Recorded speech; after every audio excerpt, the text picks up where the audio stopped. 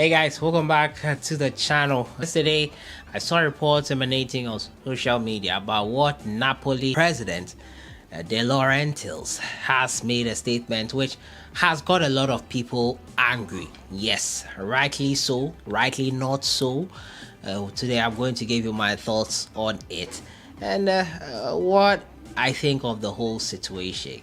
Was it racist? Was he being racist with these comments? We'll look at all that today. As usual, subscribe if you have not. Click on the notification bell to get more updates. So, first of all, we all know that the African Cup of Nations, the date has been changed once again. Just when we thought we would get it back to the June-July date, which was in the off-season, to not detract many other clubs and their players, it went back to January, owing to poor weather conditions, according to CAF. And now, the owner and president of Napoli has said he will not sign any African players. Why? Only if they decide not to play in the African Cup of Nations again. Let's get the full quote from him, then I'll give you my thoughts on the whole situation. Now, I told them, lads, don't talk to me about Africans anymore.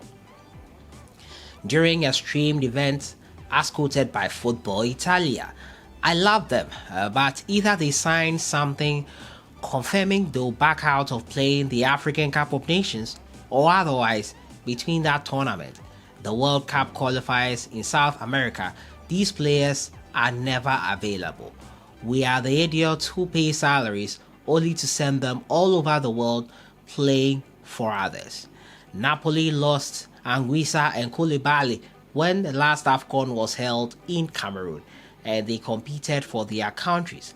With the Lions of Teranga overcoming Egypt on penalties in the final, Koulibaly went on to win the trophy for the first time ever with Senegal.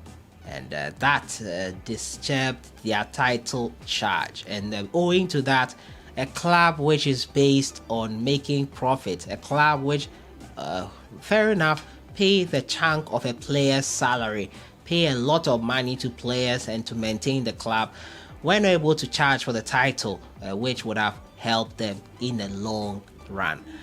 He is in a way right to make this comment, because looking at it from that perspective, you would think that he wants his best players at his disposal every single time his team comes out to play a game of football. But here is the case where the African Cup of Nations is played in January, which is not the off-season. The African Cup of Nations is played at a time when club football is at the really competitive stage, the second half of the season, where things are much intense. The truth is that the weather conditions is not favorable for most African countries to host the African Cup of Nations in the off-season, which is the summer.